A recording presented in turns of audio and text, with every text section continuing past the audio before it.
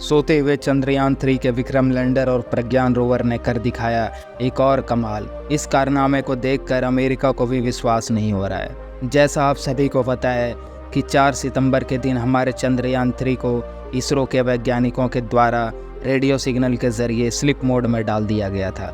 इस प्रक्रिया में पहले चंद्रयान 3 के विक्रम लैंडर को स्लिप मोड में डाला गया, उसके कुछ घंटे बाद प्रज्ञान रोवर को स्लिप मोड में डाल दिया गया था।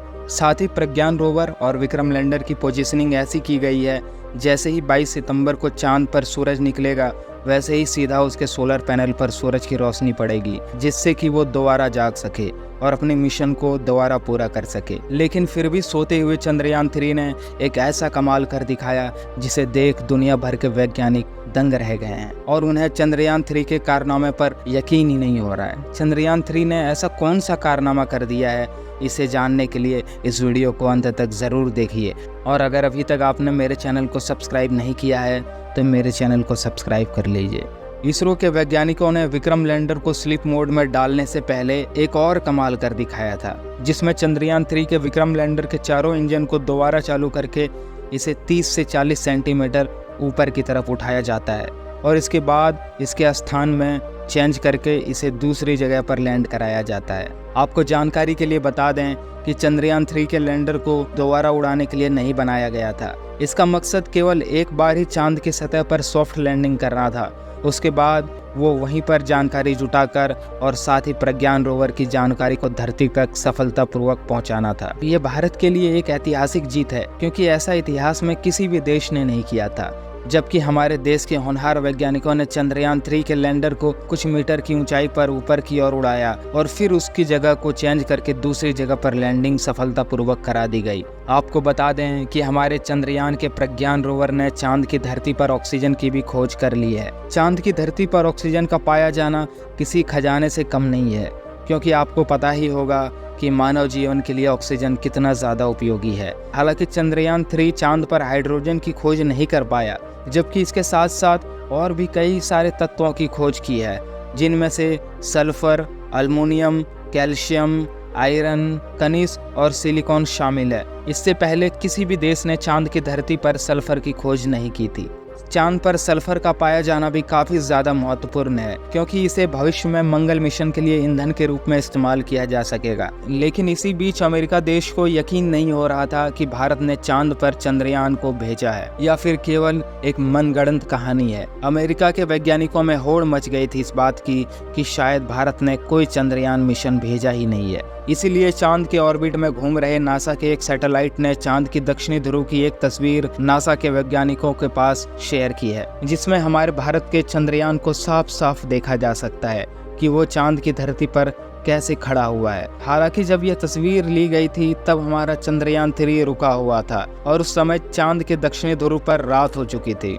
आप इस तस्वीर में जो ये पॉइंट देख रहे हैं वो हमारा विक्रम लैंडर ही है, जिसे साफ साफ देखा जा सकता है। इस तस्वीर को देखकर अमेरिका के वैज्ञानिकों को विश्वास हुआ कि वास्तव में चंद्रयान 3 की लैंडिंग दक्षिणी ध्रुव पर सफलतापूर्वक की गई है। जैसा कि आपको मालूम होगा कि हमारे चंद्रयान 3 के साथ ऑर्बिटर को नहीं भेजा गया था, क्योंकि चांद की कक्षा में चंद्रयान 2 का ऑर्बिटर पहले से ही घूम रहा था और वैज्ञानिकों ने चांद की कक्षा में घूम रहे चंद्रयान 2 का ऑर्बिटर का ही इस्तेमाल करके चंद्रयान 3 के डेटा को साझा किया था। इसी बीच चंद्रयान 2 के ऑर्बिटर ने सोते हुए प्रज्ञान रोवर और विक्रम लैंडर की एक तस्वीर ली है, जिसमें विक्रम लैंडर और प्रज्ञान रोवर साफ साफ नजर आ रहे हैं। ये बात भी दुनिया भर के वैज्ञानिकों को हैरान कर रही है कि आखिर जो मिशन साल 2019 में फेल हो चुका था, उस मिशन के ऑर्बिटर ने चंद्रयान 3 के साथ कैसे संपर्क बनाया है। इस समय चंद्रयान 3 का प्रज्ञान रोवर और विक्रम लैंडर स्लीप मोड में है और जल्द ही 22 सितंबर के दिन इसे फिर से जाग कर अपने मिशन को पूरा करना होगा। जैसा कि आपको मालूम होगा कि चंद्रयान के प्रज्ञान रोवर का चांद पर हाइड्रोजन की खोज करना अभी बाकी है, लेकिन वैज्ञानिकों का कहना है कि प्रज्ञान रोवर और विक्रम लैंडर का चांद पर पुनः जागना नामुमकिन सा लग रहा है, क्योंकि इस समय चांद का तापमान लगभग -250 डिग्री सेल्सियस तक पहुंच चुका है और ऐसे में चंद्रयान 3 के उपकरण सही सलामत रहेंगे ऐसा नहीं हो सकता।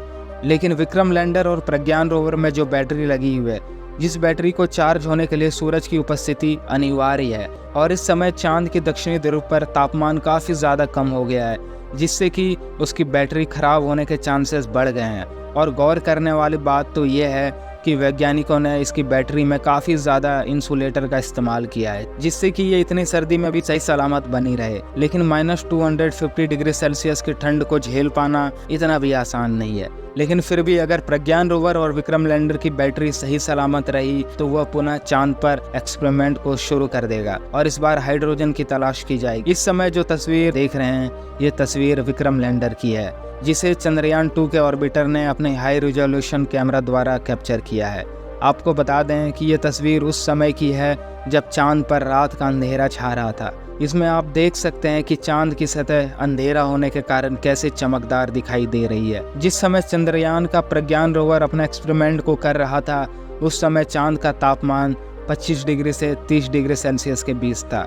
ऐसे में प्रज्ञान रोवर को जितना समय मिल पाया उन्होंने इतने समय में कुछ तत्वों की खोज की और वहाँ के टेम्परेचर की जानकारी को वैज्ञानिकों तक भेजा था और साथ ही वहाँ के प्लाज्मा रेडिएशन के बारे में भी स्टडी करके विक्रम लैंडर ने जानकारी दी थी। अब चांद की दक्षिणी ध्रुव पर 22 सितंबर के दिन सूरज उगेगा और सूरज की पहली किरण पड़ने के बाद प्रज्ञान रोवर और विक्रम लैंडर जाग उठेगा।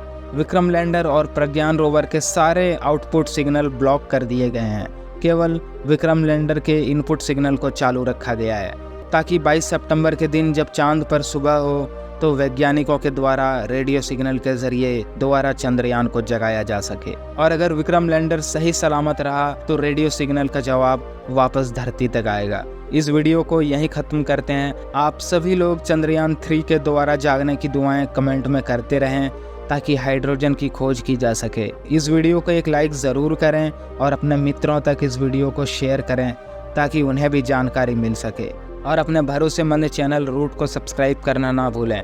मिलते हैं फिर से ऐसे ही किसी नॉलेजेबल वीडियो में। साथ ही वीडियो को अंत तक देखने के लिए धन्यवाद।